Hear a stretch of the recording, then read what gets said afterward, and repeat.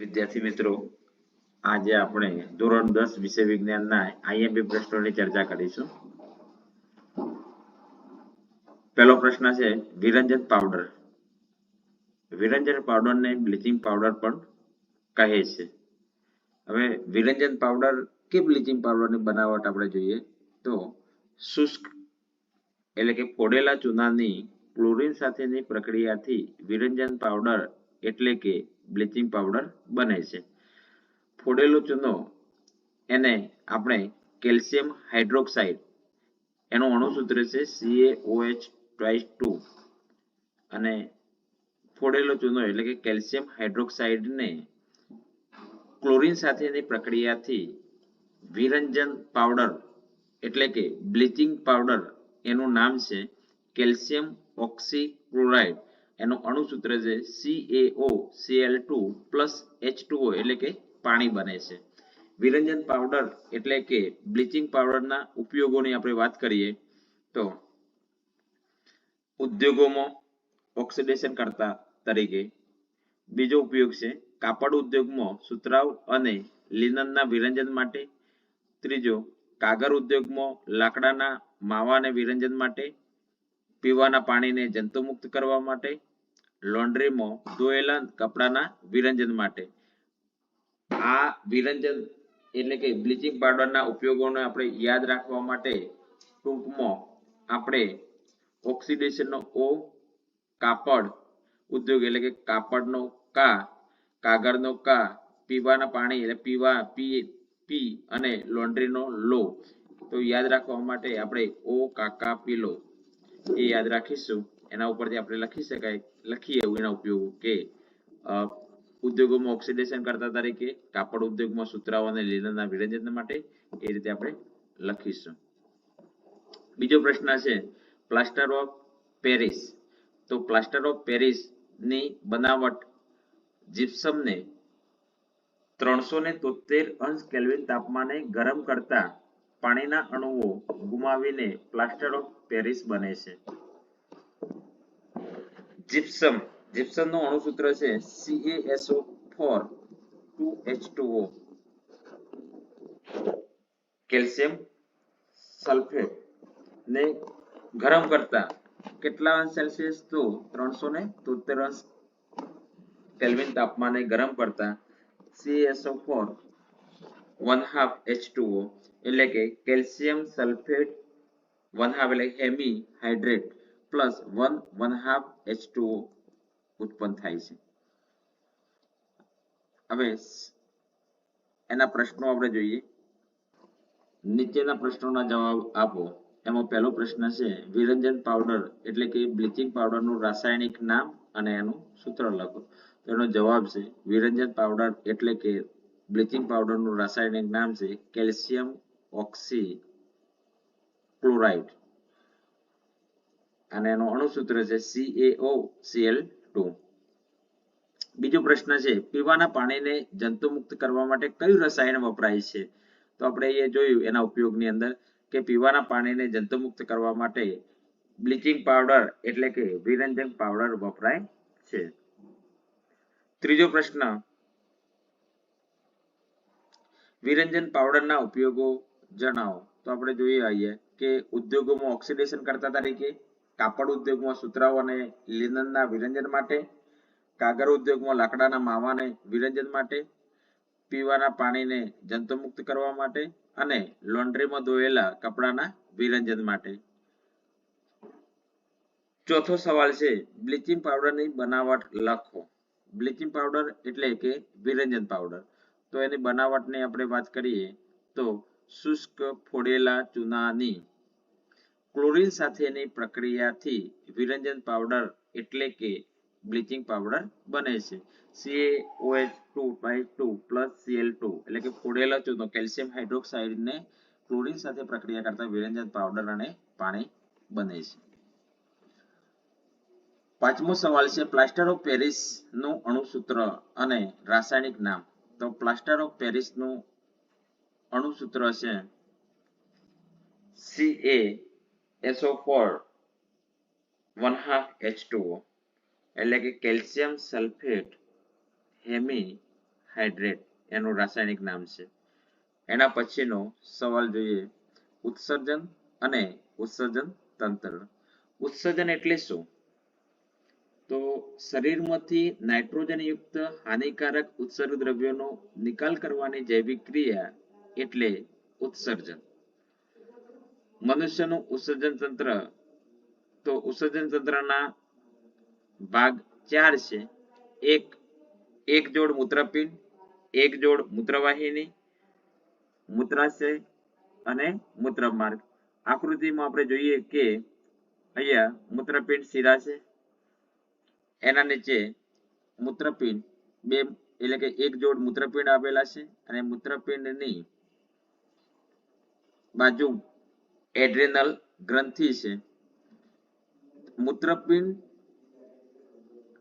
એક જોડ મૂત્રપિંડમાં રુધિરનું ગારણ થાય છે, એટલે કે મૂત્રપિંડનું કાર્ય શું છે? તો રુધિરનું ગારણ કરવાનું. બીજું કે તે ઉદર ગુહામાં કરોડ સ્તંભની બંને પાર્શ્વ બાજુએ હોય છે. મૂત્રવાહિનીની વાત કરીએ તો મૂત્રપિંડ ને મૂત્રાશય સાથે જોડતી નલિકાને મૂત્રવાહિની કહે છે, જે મૂત્રને મૂત્રપિંડમાંથી મૂત્રાશયમાં લઈ જાય છે, એનું કાર્ય છે.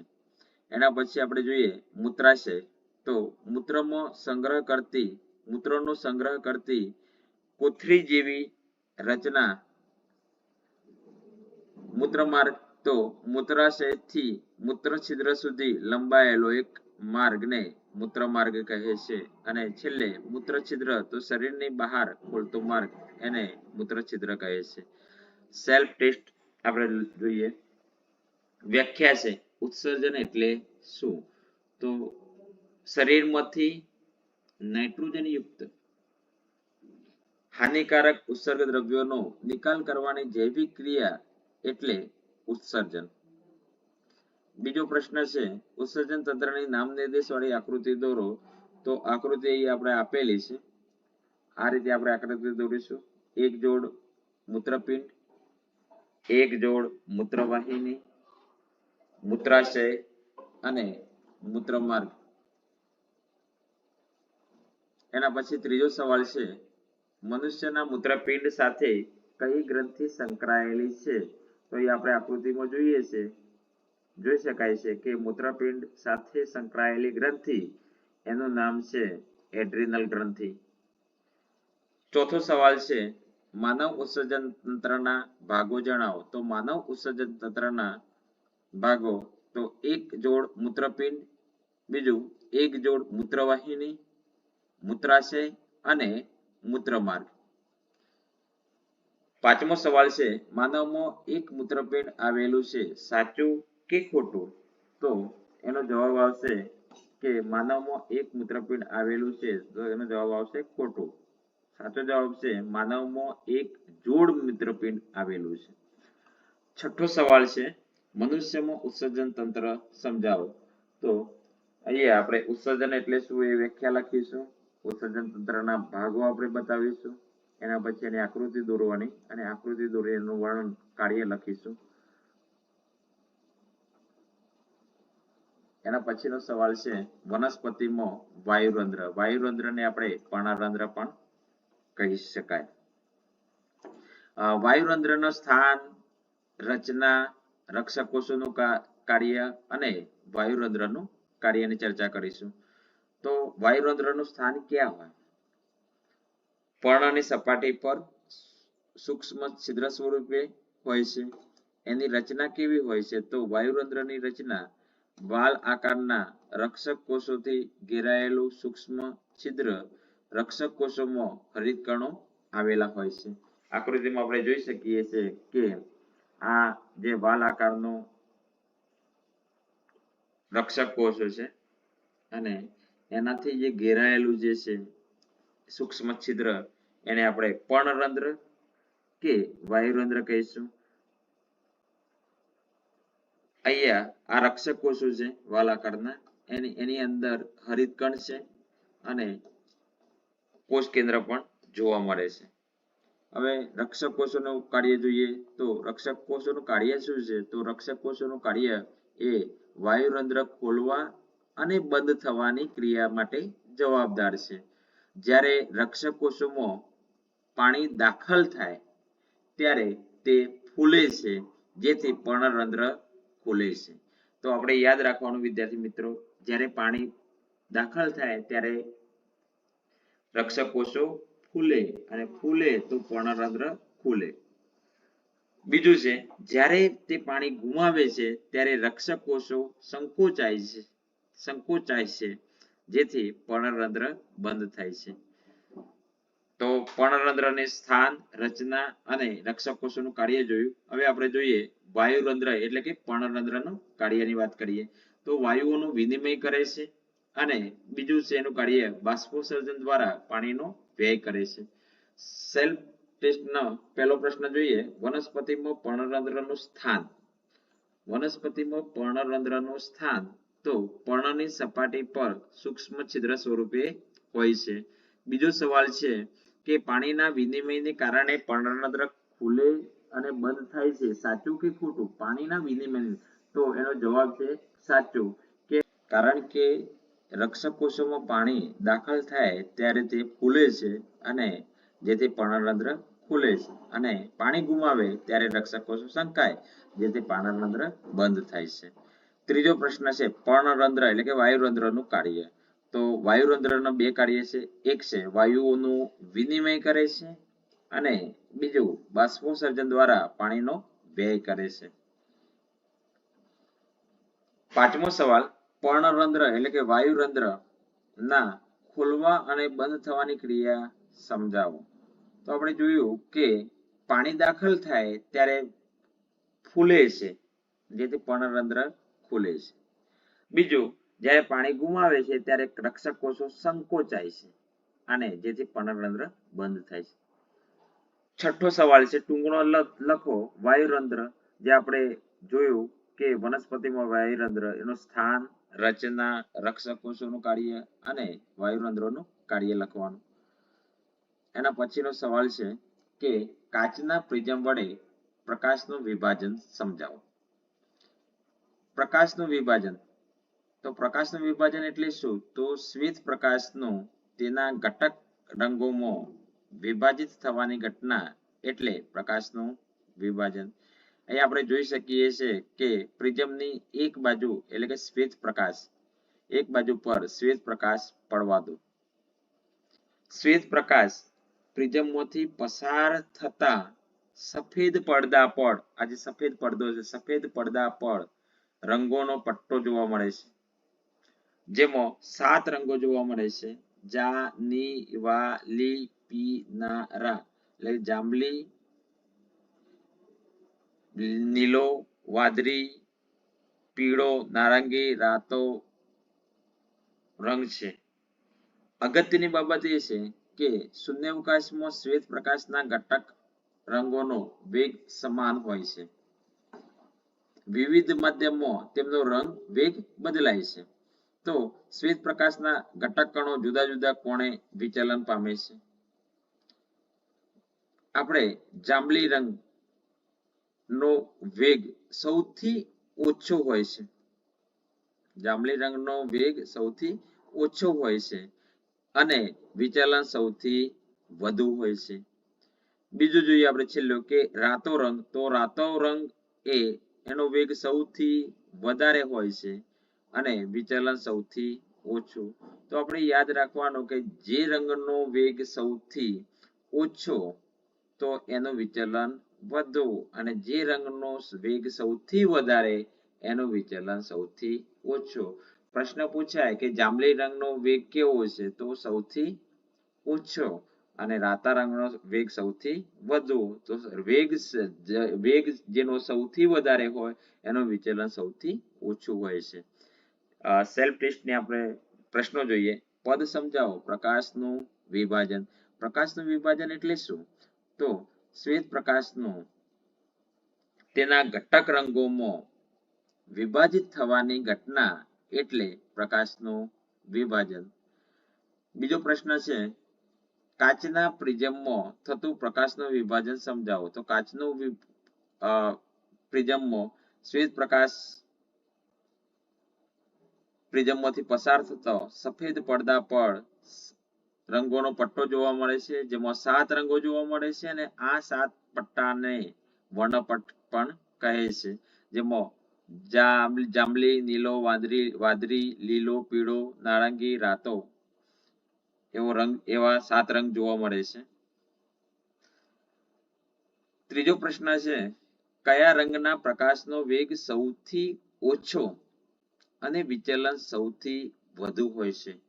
આપણે જોયું કે સૌથી ઓછો તો જાંબલી રંગનો વેગ સૌથી ઓછો અને વિચલન સૌથી વધારે હોય છે. ચોથો સવાલ છે, શ્વેત પ્રકાશના ઘટક રંગો જણાવો. જાનીવાલા, પીનારા. તો અહીંયા આપેલા છે જાંબલી, નીલો, વાદળી, લીલો, પીળો, નારંગી અને રાતો. જાનીવાલી, પીનારા.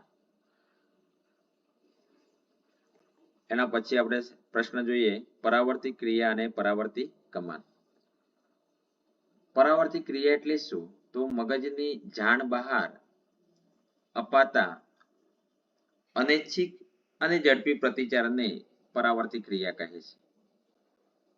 મગજ આરામમાં કે કાર્યમાં રોકાયેલું હોય ત્યારે ઉત્તેજનાનો પ્રતિચાર કર્યા વગર પ્રતિચાર અપાય છે. પરાવર્તિત ક્રિયાના ઉદાહરણો આપણે વાત કરીએ તો અજાણતા ગરમ વસ્તુને અડકતા હાથ દૂર લેવો.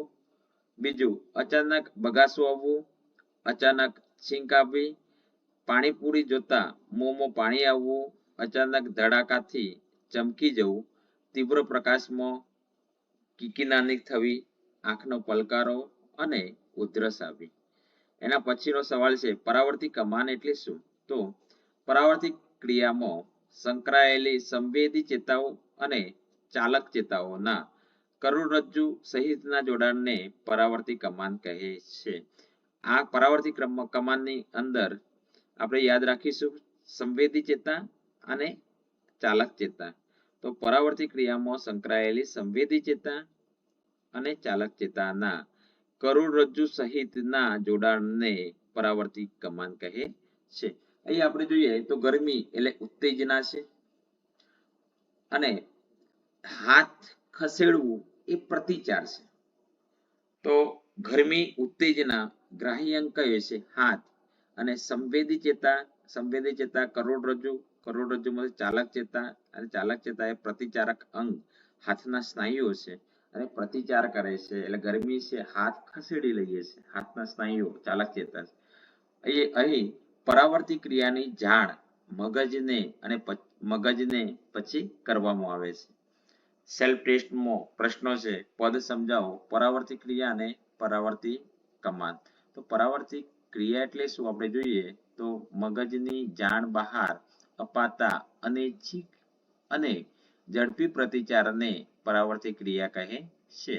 અને બીજી વ્યાખ્યા છે પરાવર્તિત કમાન. તો પરાવર્તિત ક્રિયામાં સંકળાયેલી સંવેદી ચેતા અને ચાલક ચેતાના કરોડરજ્જુ સહિતના જોડાણને પરાવર્તિત કમાન કહે છે.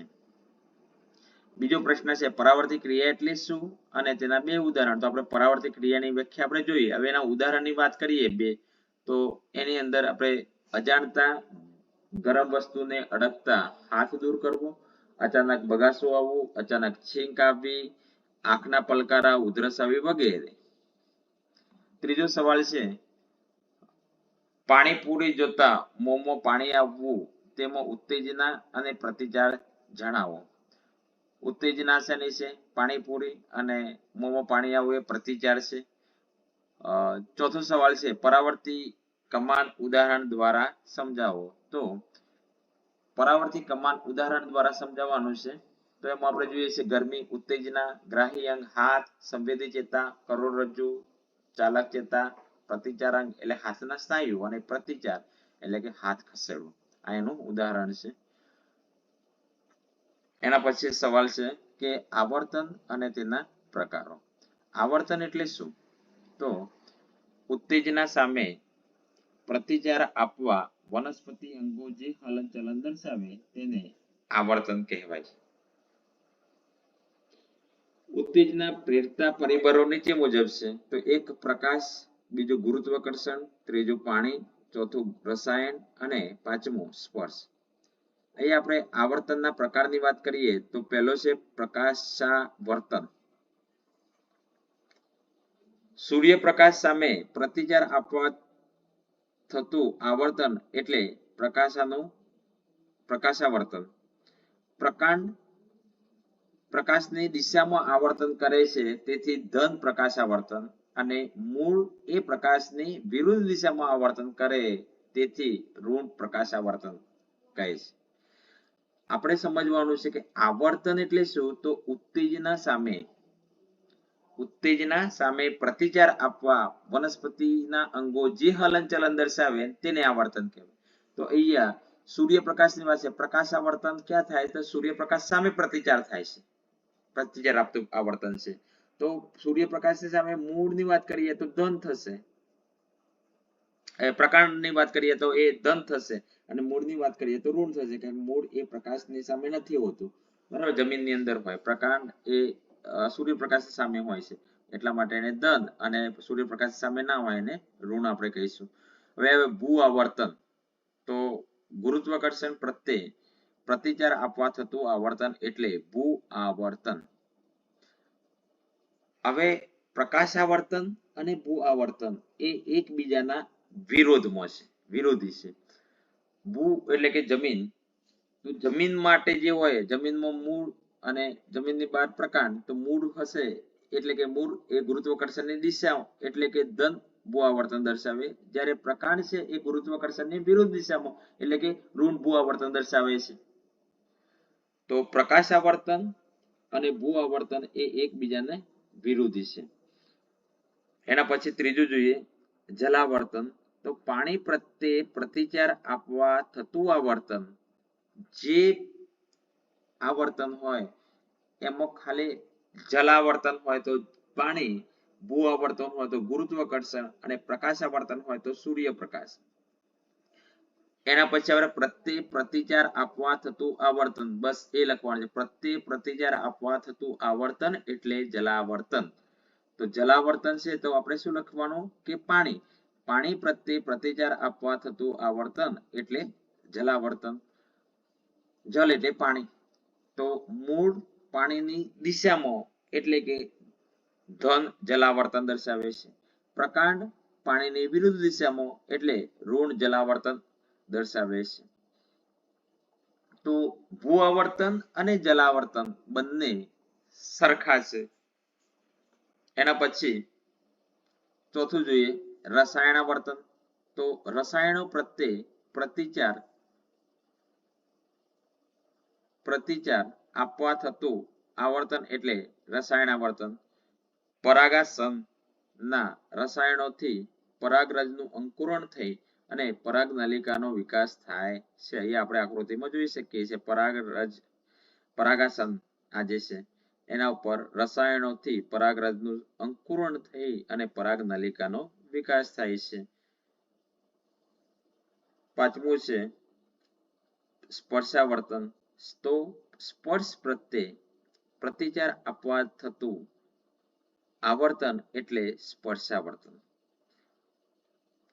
સ્પર્શ તમે જોયેલી હશે કે લજામણી, તો લજામણીના છોડને સ્પર્શ કરતા પાંદડીઓ એટલે કે એના પત્તા બીડાઈ જાય છે.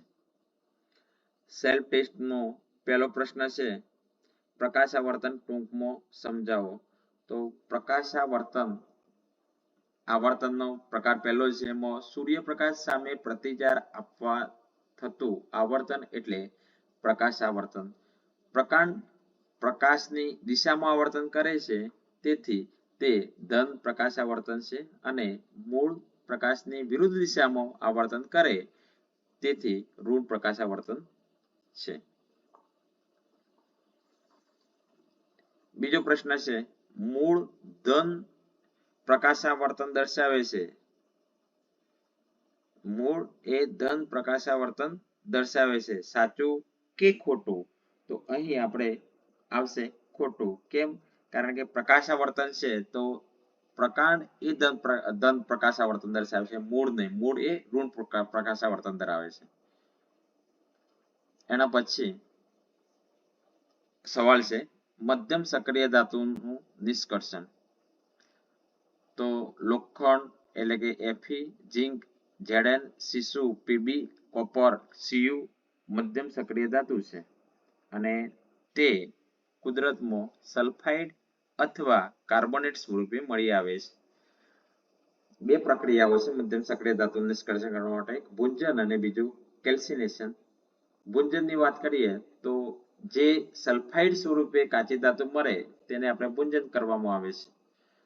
સલ્ફાઇડ યુક્ત કાચી ધાતુને હવાની હાજરીમાં ગરમ કરતા ઓક્સાઇડમાં ફેરવાય છે.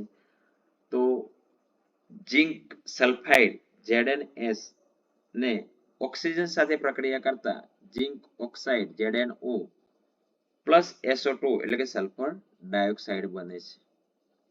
બીજી પ્રક્રિયા છે કેલ્સિનેશન. તો કેલ્સિનેશન પ્રક્રિયાની અંદર કાર્બોનેટ સ્વરૂપે જો કાચી ધાતુ મળે તેનું કેલ્સિનેશન કરવામાં આવે છે.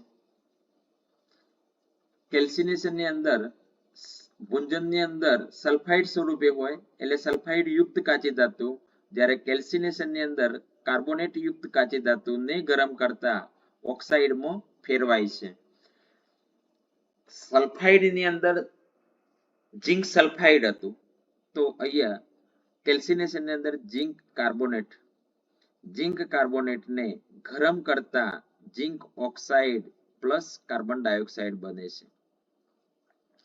તો ભુંજન અને કેલ્સિનેશન બંનેની અંદર એક જ નિપજ બને છે, ZnO એટલે કે ઝીંક ઓક્સાઇડ.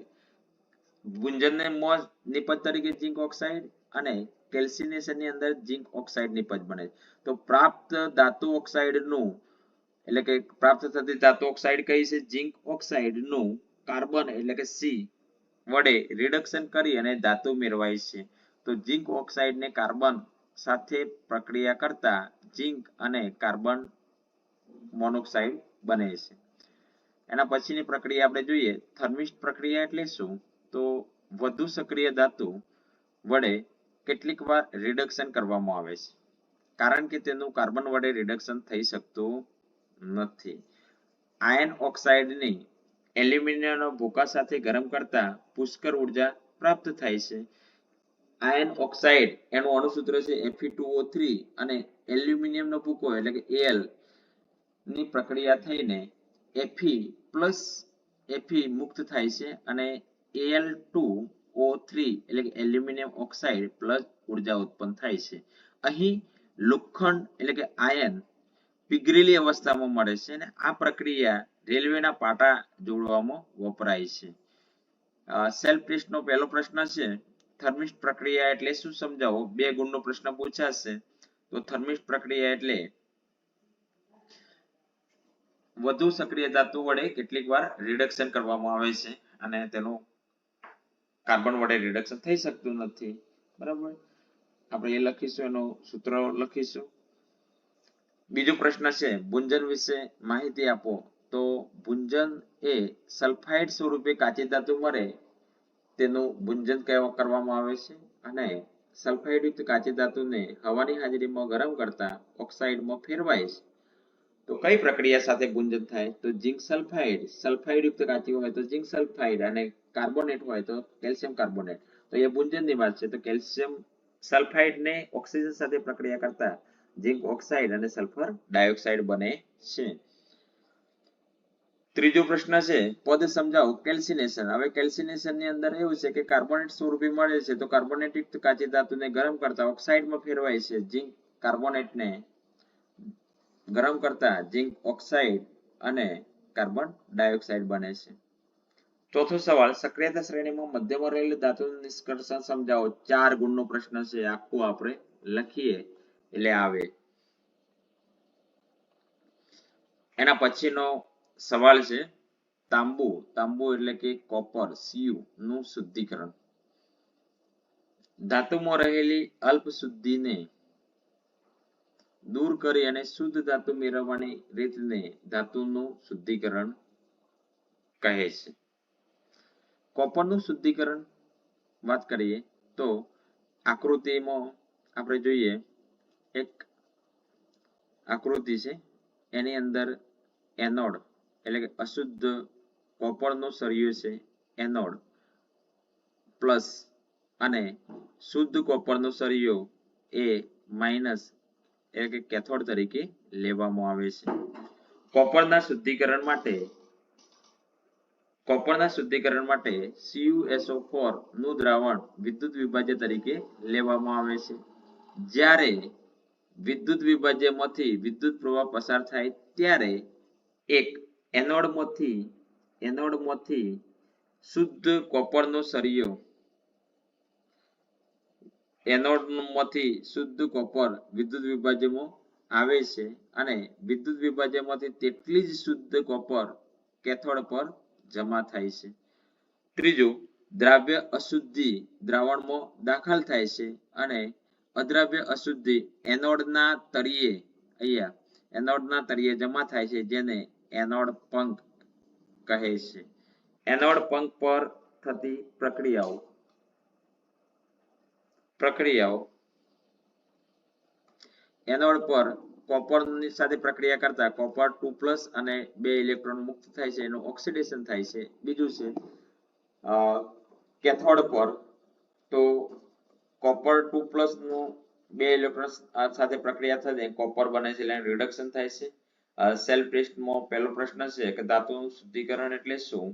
તો ધાતુનું શુદ્ધિકરણ એટલે એ આપણે જોઈએ કે ધાતુમાં રહેલી અલ્પ શુદ્ધિને દૂર કરી અને શુદ્ધ ધાતુ મેળવવાની રીતને ધાતુનું શુદ્ધિકરણ કહે છે. બીજો પ્રશ્ન છે કે કોપરનું શુદ્ધિકરણ કઈ પદ્ધતિથી કરવામાં આવે છે? તો કોપરનું શુદ્ધિકરણ એ વિદ્યુત વિભાજ્યની પ્રક્રિયાથી કરવામાં આવે છે. ત્રીજો પ્રશ્ન છે કોપરના વિદ્યુત વિભાજ્ય તરીકે શું લેવામાં આવે છે? તો કોપરમાં વિદ્યુત વિભાજ્ય તરીકે શું લેવામાં આવે છે?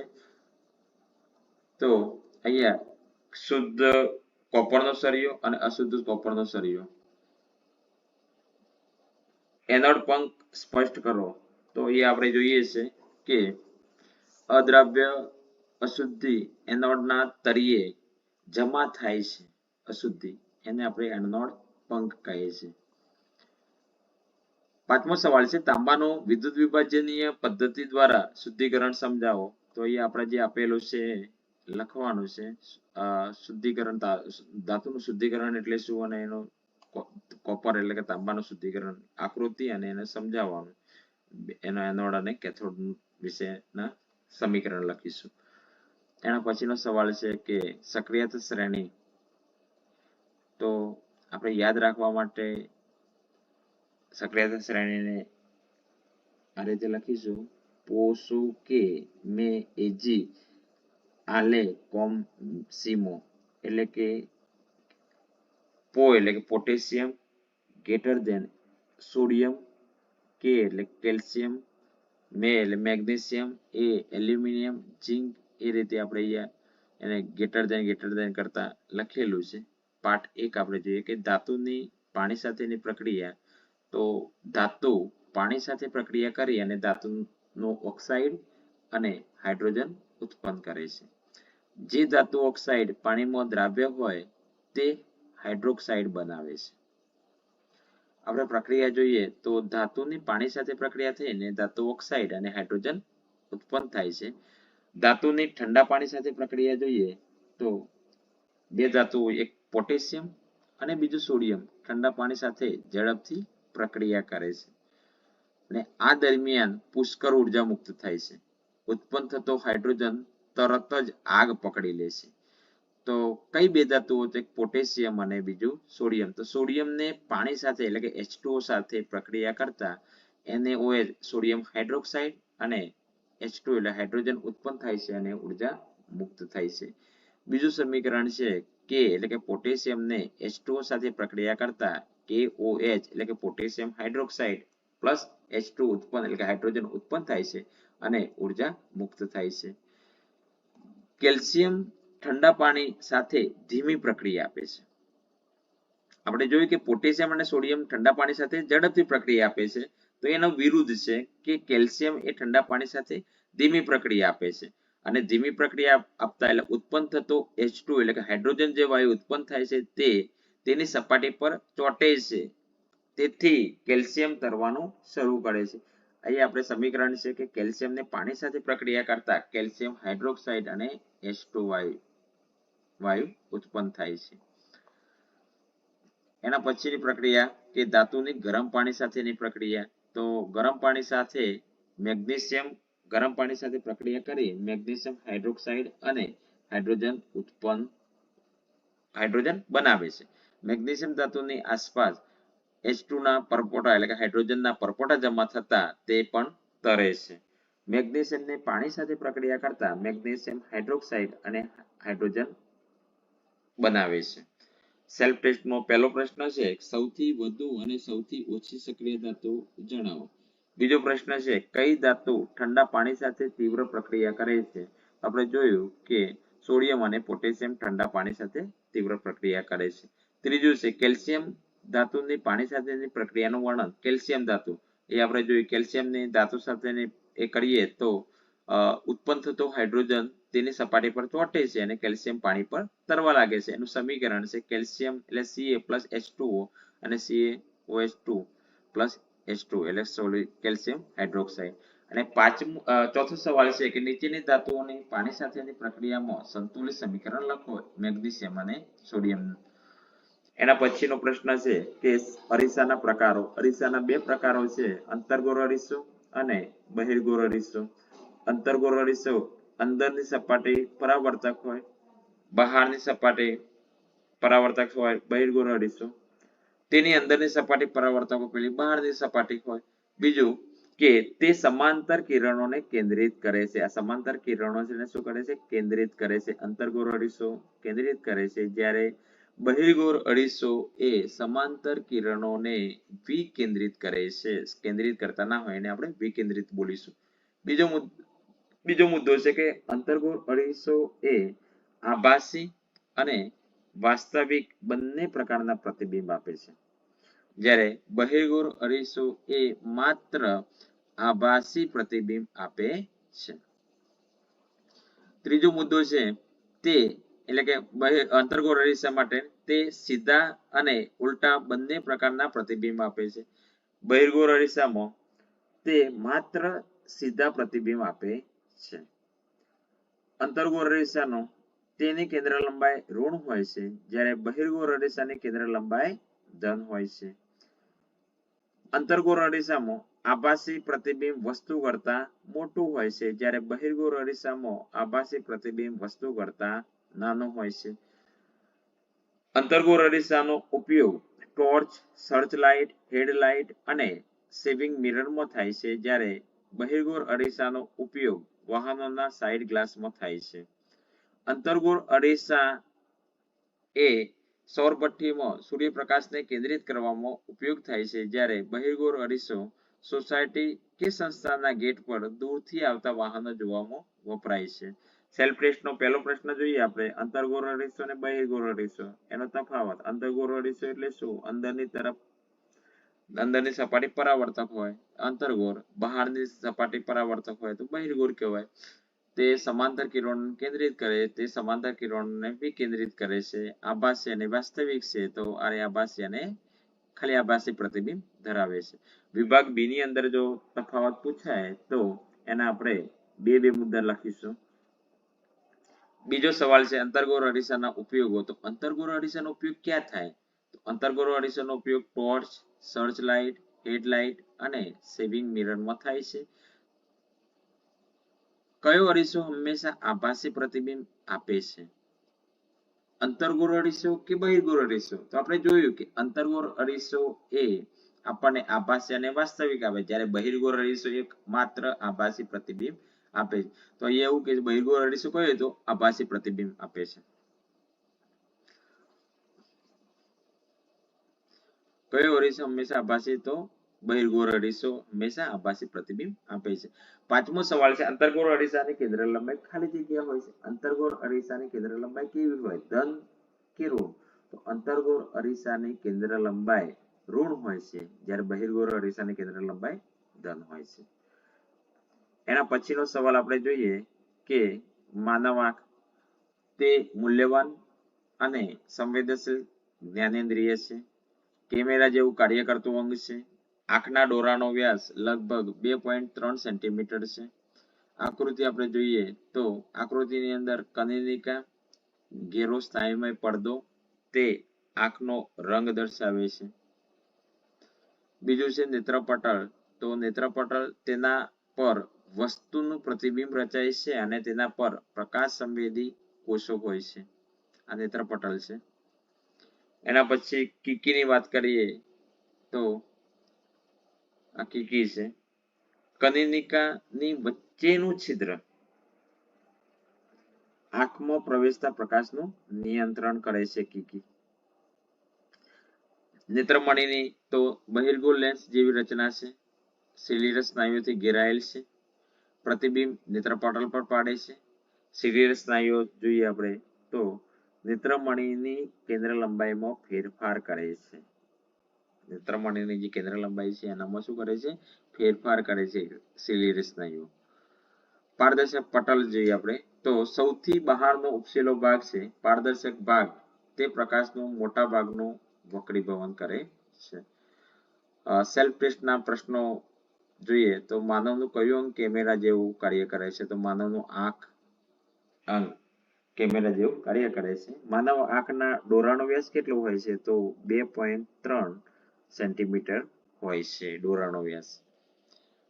ત્રીજો સવાલ છે માનવ આંખની નામ નિર્દેશ વાળી આકૃતિ દોરો. તો અહીંયા આપણે આકૃતિ દોરી આ રીતે આકૃતિ આપણે દોરીશું. એની અંદર કનિનિકા, નેત્રપટલ, નેત્રમણી, સિલિરસ સ્નાયુઓ, કીકી, પારદર્શક પટલ આપણે દર્શાવવાનું એનું કાર્ય લખવાનું છે. ચોથો સવાલ છે માનવ આંખના વિવિધ ભાગોના કાર્ય. તો માનવ આંખના ભાગો કયા છે આંખના? તો કનિનિકા, નેત્રપટલ, નેત્રમણી, સિલિરસ સ્નાયુઓ, કીકી અને પારદર્શક પટલ. જોડકા જોડો કનિનિકા અને કીકી.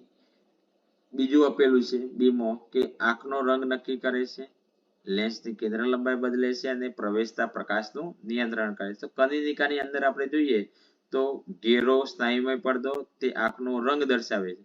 તો એ આપણે બતાવેલો આંખનો રંગ નક્કી કરે છે કનિનિકા. ચલો કીકી શું કરે છે? તો આંખમાં પ્રવેશતા પ્રકાશનું નિયંત્રણ કરે છે. પ્રવેશતા પ્રકાશનું નિયંત્રણ એટલે એ અને સી આવશે જવાબ. કનિનિકા એટલે આંખનો રંગ નક્કી કરે છે અને કીકી એક પ્રવેશતા પ્રકાશનું નિયંત્રણ કરે છે. રાસાયણિક પ્રક્રિયાઓના પ્રકાર. રાસાયણિક પ્રક્રિયાઓ કઈ છે? પહેલા પાઠની આપણે વાત કરીશું. તો એમાં સંયોગીકરણ પ્રક્રિયા. તો સંયોગીકરણ પ્રક્રિયા એટલે શું? કે બે કે વધુ પ્રક્રિયકોમાંથી એક જ નિપજનું નિર્માણ થાય છે તેને સંયોગીકરણ પ્રક્રિયા કહે છે. સંયોગીકરણ પ્રક્રિયાના બે ઉદાહરણો છે, એક કોલસાનું સરગવું અને બીજું પાણીનું નિર્માણ. કોલસાનું સરગવું એટલે કે કાર્બનને ઓક્સિજન સાથે પ્રક્રિયા કરતા કાર્બન ડાયોક્સાઇડ અને પાણીનું નિર્માણ માટે હાઇડ્રોજન અને ઓક્સિજન સાથે પ્રક્રિયા કરતા H2O બને છે. બીજી પ્રક્રિયા રાસાયણિક પ્રક્રિયાની વિઘટન પ્રક્રિયા. તો સંયોગીકરણ પ્રક્રિયાની વિરુદ્ધ પ્રક્રિયા એટલે વિઘટન પ્રક્રિયા. સંયોગીકરણ પ્રક્રિયામાં બે કે તેથી વધુ પ્રક્રિયકમાંથી એક જ નિપજ મળતી હતી. તો વિઘટનમાં એવું છે કે એક જ પ્રક્રિયકમાંથી વધુ નિપજનું નિર્માણ થાય છે. તો પહેલું ઉદાહરણ છે ચૂનાના પથ્થર એટલે કે CaCO3 કેલ્શિયમ કાર્બોનેટ ને ગરમ કરતા CO કેલ્શિયમ ઓક્સાઇડ અને CO2 એટલે કાર્બન ડાયોક્સાઇડ બને છે. બીજું ઉદાહરણ છે પાણીનું વિદ્યુત વિભાજન એટલે કે H2O નું H2 અને O2 બને છે. વિસ્થાપન પ્રક્રિયાની વાત કરીએ. વિસ્થાપન પ્રક્રિયા એટલે શું? તો વધુ સક્રિય ધાતુ ઓછી સક્રિય ધાતુને વિસ્થાપિત કરે તેને વિસ્થાપન કહે છે. બે ઉદાહરણો આપેલા છે. Fe ને CuSO4 એટલે આયન ને Fe એટલે આયન ને કોપર સલ્ફેટ સાથે પ્રક્રિયા કરતા Cu એટલે કોપર પ્લસ FeSO4 બને છે.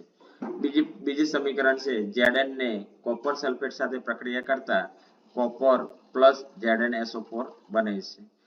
એના પછી ચોથી પ્રક્રિયા છે દ્વિવિસ્થાપન પ્રક્રિયા એટલે શું? તો દ્વિવિસ્થાપન પ્રક્રિયા એટલે પ્રક્રિયકો વચ્ચે બે આયનોની આપલે થતી હોય, બંને આયનોની। તો સમીકરણ આપણે જોઈએ Na2SO4 plus BaCl2 sodium sulphate અને બેરિયમ ક્લોરાઇડ ની પ્રક્રિયા વચ્ચે પ્રક્રિયા થતા તો અહીંયા સોડિયમને ક્લોરીન સાથે પ્રક્રિયા થતા એનો સોડિયમ ક્લોરાઇડ અને બેરિયમને સલ્ફેટ સાથે પ્રક્રિયા થતા બેરિયમ સલ્ફેટ બને છે। બીજી પ્રક્રિયા છે lead nitrate PbNO3 twice 2 plus Ki એટલે પોટેશિયમ આયોડાઇડ વચ્ચે પ્રક્રિયા થઈને Pb લેડ નાઇટ્રેટ નો Pb એ I2 સાથે એટલે આયોડિન સાથે પ્રક્રિયા કરતા લેડ આયોડાઇડ અને KNO3 એટલે કે પોટેશિયમ નાઇટ્રેટ બને છે। એના પછીની પ્રક્રિયા છે ઓક્સિડેશન। ઓક્સિડેશન પ્રક્રિયા એટલે શું? ઓક્સિડેશન પ્રક્રિયામાં ઓક્સિજન ઉમેરાય એટલે કે હાઇડ્રોજન દૂર થાય, ઓક્સિજન ઉમેરાય તો હાઇડ્રોજન દૂર થાય, તે પ્રક્રિયાને ઓક્સિડેશન પ્રક્રિયા કહે છે। તો કાર્બનને ઓક્સિજન સાથે પ્રક્રિયા કરતા કાર્બન ડાયોક્સાઇડ બને છે। ઓક્સિડેશનની વિરુદ્ધ પ્રક્રિયા તો રિડક્શન એટલે કે રિડક્શન પ્રક્રિયામાં ઓક્સિજન ઉમેરાય નહીં પણ રિડક્શન પ્રક્રિયામાં હાઇડ્રોજન ઉમેરાય છે અને ઓક્સિજન દૂર થાય છે। એનું ઉદાહરણ છે ક્લોરીનને હાઇડ્રોજન સાથે પ્રક્રિયા કરતા HCl બને છે। સેલ્ફ ટેસ્ટમાં પહેલો પ્રશ્ન છે સંયુગીકરણ પ્રક્રિયા એટલે શું? આ ઉદાહરણ આપી સમજાવો।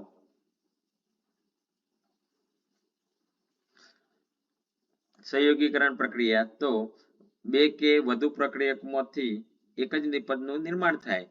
કોલસાનું સરગવું અને પાણીનું નિર્માણ। અહીંયા બે ઉદાહરણો છે, આપણે એ લખીશું। એના પછી દ્વિવિસ્થાપન પ્રક્રિયા ઉદાહરણ આપી સમજાવો। દ્વિવિસ્થાપન પ્રક્રિયા એટલે શું? તો આયનોની આપલે થતી હોય, બે પ્રક્રિયકો વચ્ચે જે આયનોની જે આપલે થતી હોય। કયા આયનો? બે આયનો, એક સોડિયમ સલ્ફેટ અને બેરિયમ ક્લોરાઇડ સાથે પ્રક્રિયા થઈ અને NaCl એટલે સોડિયમ ક્લોરાઇડ અને બેરિયમ સલ્ફેટ બને છે। બીજી પ્રક્રિયા છે લેડ નાઇટ્રેટ અને પોટેશિયમ આયોડાઇડ, આ બંને સાથે પ્રક્રિયા થઈને લેડ આયોડાઇડ અને પોટેશિયમ નાઇટ્રેટ બને છે। આ પ્રક્રિયાના દ્વિવિસ્થાપનના બે ઉદાહરણો છે। તફાવત છે, તફાવત આપો ઓક્સિડેશન અને રિડક્શન। ઓક્સિડેશન એટલે શું? તો ઓક્સિડેશન એટલે ઓક્સિજન ઉમેરાય એને ઓક્સિડેશન અને હાઇડ્રોજન ઉમેરાય એને રિડક્શન કહે છે।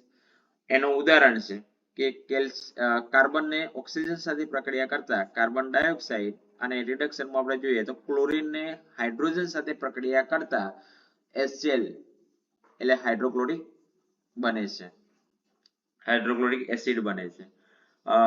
ચોથો સવાલ છે કે કાર્બન અને ઓક્સિજન વચ્ચે પ્રક્રિયા થઈને કાર્બન ડાયોક્સાઇડ એ કયા પ્રકારની રાસાયણિક પ્રક્રિયા છે? આપણે પહેલી પ્રક્રિયા રાસાયણિક પ્રક્રિયામાં જોયું કે કાર્બનને ઓક્સિજન સાથે પ્રક્રિયા કરતા કાર્બન ડાયોક્સાઇડ બને છે। આ પ્રક્રિયા કેવી છે? તો સંયોગીકરણ પ્રક્રિયા છે। અને બીજી પણ એક પ્રક્રિયા છે કે કાર્બનને ઓક્સિજન સાથે પ્રક્રિયા કરતા ઓક્સિડેશન પણ પ્રક્રિયા કહી શકાય। તો આ પ્રક્રિયા કઈ છે? તો એક સંયોગીકરણ પ્રક્રિયા અને ઓક્સિડેશન પ્રક્રિયા છે। પ્રક્રિયા સમીકરણ હંમેશા સંતુલિત લખવું। એના પછીનો સવાલ છે સૂચકો એટલે શું? તો રાસાયણિક પદાર્થો કે જેની મદદથી દ્રાવણ એસિડિક છે કે બેઝ તે જાણી શકાય તેને સૂચક કહે છે। તેના ત્રણ પ્રકાર છે, એ લિટમસ આપેલું છે એસિડ માટે અને આ વાદળી છે એટલે કે લીલું ભૂરું છે એ બેઝ માટે। તો તેના ત્રણ પ્રકાર છે સૂચકોના, કયા કયા? તો એક કુદરતી સૂચક, કૃત્રિમ સૂચક અને ઘ્રાણેન્દ્રિય સૂચક। કુદરતી સૂચક લાલ લિટમસ દ્રાવણ જાંબુડિયો રંગ છે। બીજું લાઇકેન એટલે કે થેલોફાઇટા માંથી મેળવવામાં આવે છે। ત્રીજું લિટમસ દ્રાવણ એસિડિક કે બેઝિક ન હોય ત્યારે જાંબુડિયો રંગ ધરાવે છે। ઉદાહરણ આપણે જોઈએ તો લાલ કોબીજના પાન, કેટલાક ફૂલની પાંદડીઓ, હળદર। કૃત્રિમ સૂચકોમાં મિથાઇલ ઓરેન્જ અને ફિનોલ્ફથેલિન। તો મિથાઇલ ઓરેન્જ એ જો એસિડ સાથે પ્રક્રિયા થાય તો લાલ રંગ આપે છે, જ્યારે બીજ સાથે પ્રક્રિયા થાય તો પીળો રંગ આપે છે. ફિનોલ્ફથેલિન એ એસિડ સાથે પ્રક્રિયા કરશે તો રંગવિહીન અને બીજ સાથે પ્રક્રિયા કરશે તો ગુલાબી રંગ આપશે. સૂચકનો ત્રીજો છે ઘ્રાણેન્દ્રિય સૂચક. તો કેટલાક પદાર્થની વાસ એસિડિક કે બેઝિક માધ્યમમાં બદલાય તેને ઘ્રાણેન્દ્રિય સૂચક કહે છે. ઉદાહરણ તરીકે ડુંગળી, લવિંગ તેલ અને વેનિલા અર્ક. ડુંગળી એસિડમાં હોય તો વાસ જોવા મળે છે, બેઝમાં હોય તો વાસ જોવા મળતી નથી. એવી જ રીતે લવિંગ અને વેનિલાની અંદર પણ એસિડમાં વાસ જોવા મળે છે અને બેઝની અંદર વાસ જોવા મળતી નથી. સેલ્ફ ટેસ્ટના પ્રશ્નોની આપણે ચર્ચા કરીએ. સૂચક એટલે શું અને તેના પ્રકાર. તો આપણે જોયું કે રાસાયણિક પદાર્થો કે જેની મદદથી દ્રાવણ એસિડ છે કે બેઝ તે જાણી શકાય તેને સૂચકો કહે છે. સૂચકો 3 પ્રકારના છે: કુદરતી સૂચક, કૃત્રિમ સૂચક અને ઘ્રાણેન્દ્રિય સૂચક. બીજો સવાલ છે ઘ્રાણેન્દ્રિય સૂચકની ટૂંકમાં સમજૂતી આપો. તો ઘ્રાણેન્દ્રિય સૂચક કેટલાક પદાર્થની વાસ એસિડિક કે બેઝિક માધ્યમમાં બદલાય તેને ઘ્રાણેન્દ્રિય સૂચક કહે છે. ઉદાહરણ તરીકે ડુંગળી, લવિંગનું તેલ, વેનિલા અર્ક. ડુંગળી, લવિંગનું તેલ અને વેનિલા અર્ક એ એસિડમાં વાસ જોવા મળે છે, જ્યારે બેઝની અંદર વાસ જોવા મળતી નથી. ત્રીજો પ્રશ્ન છે NaOH એટલે કે સોડિયમ હાઇડ્રોક્સાઇડમાં ફિનોલ્ફથેલિન કેવો રંગ આપે છે? તો અહીંયા વિદ્યાર્થી મિત્રો આપણે જોઈશું કે NaOH એ એસિડ છે કે બેઝ એ આપણે જોવું પડે. તો OH એવું છે એટલે આ NaOH એ બેઝ છે, તો બેઝમાં ફિનોલ્ફથેલિન કેવો રંગ આપે છે? તો ફિનોલ્ફથેલિન અહીંયા છે, ફિનોલ્ફથેલિન એ બેઝમાં ગુલાબી રંગ આપે છે. તો અહીંયા આપણે જવાબ લખી શકાય NaOH માં ફિનોલ્ફથેલિન એ ગુલાબી રંગ આપે છે. ચોથો સવાલ છે હળદર એ કુદરતી સૂચક છે, સાચું કે ખોટું?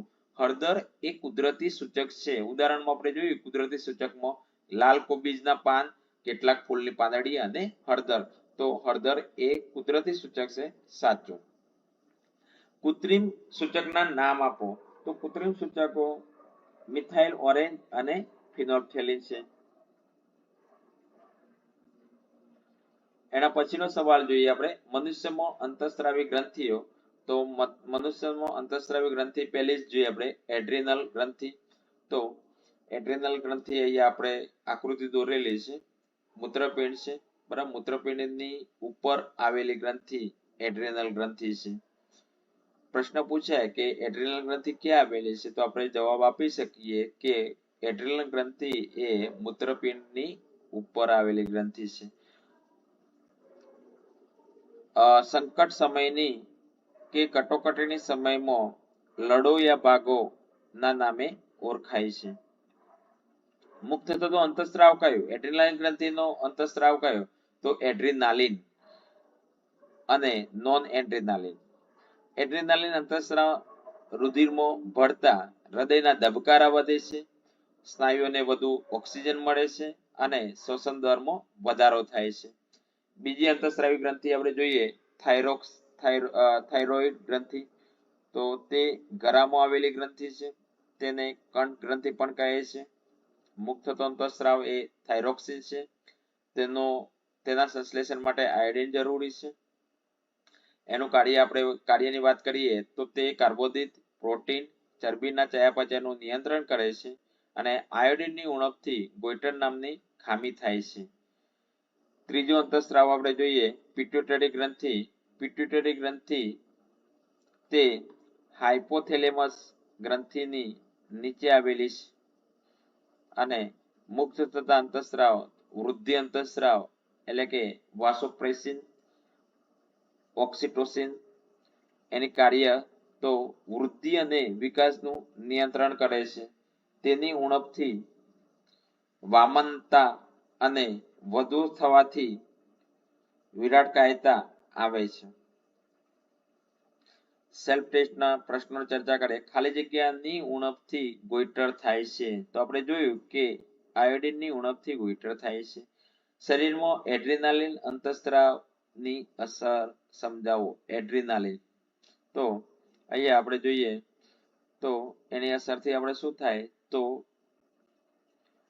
સંકટ સમયની કટોકટીની સમયમાં લડોયા ભાગોની સામે ઓળખાય છે એડ્રેનાલિન ગ્રંથિ, બરાબર. અને હૃદયના ધબકારા વધે, સ્નાયુઓનો વધુ ઓક્સિજન મળે છે, શ્વસન દરમાં વધારો થાય છે. એના પછી સવાલ છે વૃદ્ધિ અંતસ્રાવની ઉણપથી કઈ ખામી સર્જાય છે?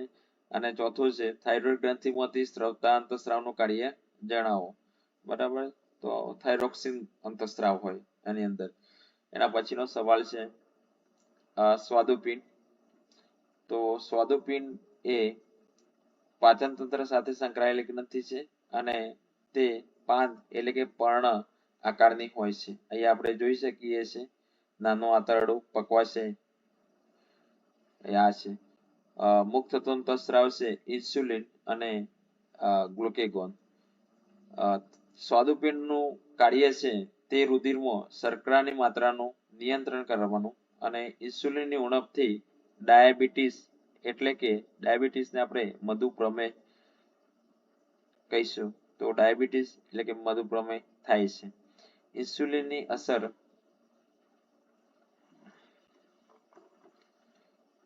રુધિરમાં શર્કરાનું પ્રમાણ વધે તો ઇન્સ્યુલિનનો સ્ત્રાવ થાય છે.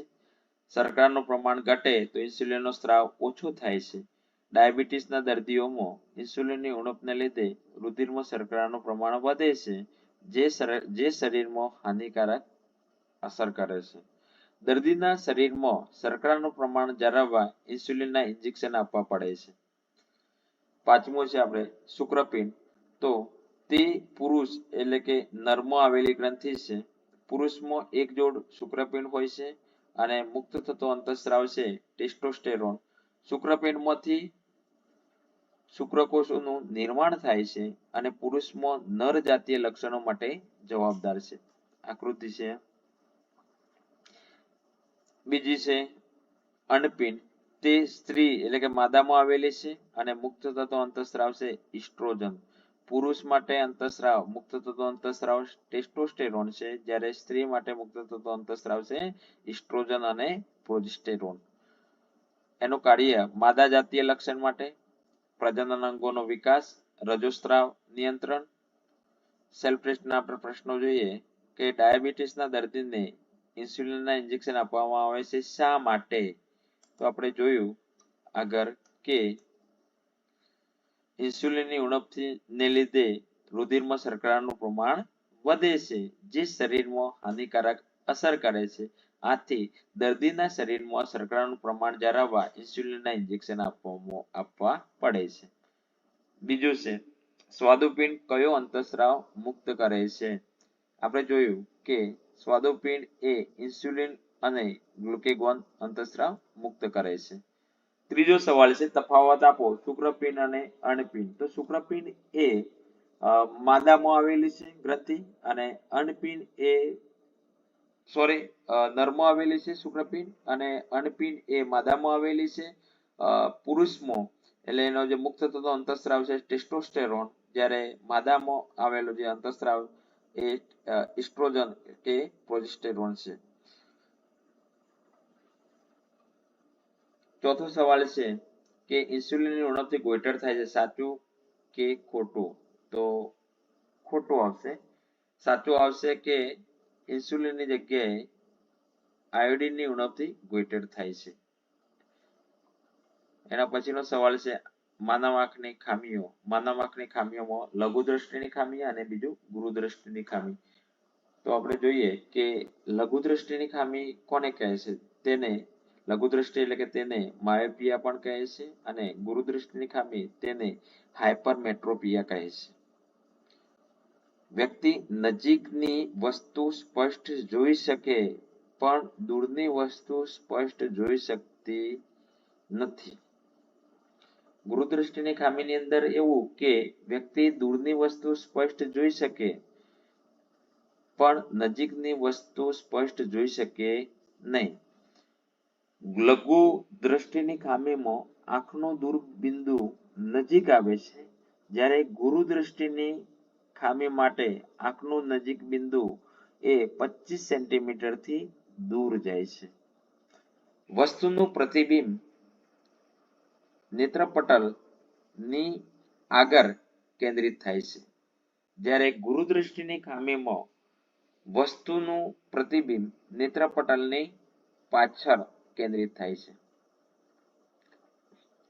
લઘુદ્રષ્ટિની ખામીમાં આંખના નેત્રમણીની વક્રતામાં વધારો થાય છે, જ્યારે ગુરુદ્રષ્ટિની ખામીમાં આંખના નેત્રમણીની વક્રતામાં ઘટાડો જોવા મળે છે. લઘુદ્રષ્ટિમાં નેત્રમણીની કેન્દ્ર લંબાઈમાં ઘટાડો થાય છે, જ્યારે ગુરુદ્રષ્ટિની અંદર નેત્રમણીની કેન્દ્ર લંબાઈમાં વધારો થાય છે. તો અહીંયા આપણે એવું છે કે લઘુદ્રષ્ટિની ખામીમાં નેત્રમણીની વક્રતામાં વધારો થાય છે, જ્યારે ગુરુદ્રષ્ટિમાં નેત્રમણીની કેન્દ્ર લંબાઈમાં વધારો થાય છે. વધારો કોનેમાં થાય? તો ગુરુદ્રષ્ટિમાં નેત્રમણીની વક્રતામાં, જ્યારે ગુરુદ્રષ્ટિ માટે નેત્રમણીની કેન્દ્ર લંબાઈમાં વધારો થાય છે.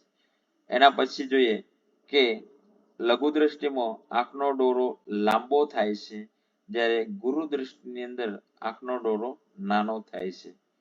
લઘુદ્રષ્ટિ માટે યોગ્ય કેન્દ્ર લંબાઈ વાળા અંતર્ગોળ લેન્સના ચશ્માથી ખામી દૂર થાય છે, જ્યારે ગુરુદ્રષ્ટિની ખામીમાં યોગ્ય કેન્દ્ર લંબાઈ વાળા બહિર્ગોળ લેન્સના ચશ્માથી ખામી દૂર થાય છે. સેલ્ફ ટેસ્ટના પ્રશ્નોની આપણે ચર્ચા કરીએ તો લઘુદ્રષ્ટિની ખામી સ્પષ્ટ કરો. બીજો છે 60 વર્ષના રમેશ કાકા સમાચાર પત્ર સ્પષ્ટ વાંચી શકતા નથી, તો તે ખામીને ઓળખી અને આંખને તે ખામી સમજાવો. ત્રીજો પ્રશ્ન છે તફાવત આપો માયોપિયા અને હાઇપરમેટ્રોપિયા. અને ચોથો સવાલ છે લઘુદ્રષ્ટિની ખામીવાળી વ્યક્તિએ ખાલી જગ્યા લેન્સના ચશ્મા પહેરવા જોઈએ. તો આપણે જોયું કે લઘુદ્રષ્ટિની ખામીવાળી વ્યક્તિએ અંતર્ગોળ લેન્સના ચશ્મા પહેરવા જોઈએ. એના પછીનો સવાલ છે તારાઓનું ટમટમવું. તો તારાઓનું ટમટમવું એ વાતાવરણીય વક્રીભવનની ઘટના છે. તારાઓ સ્વયં પ્રકાશિત છે.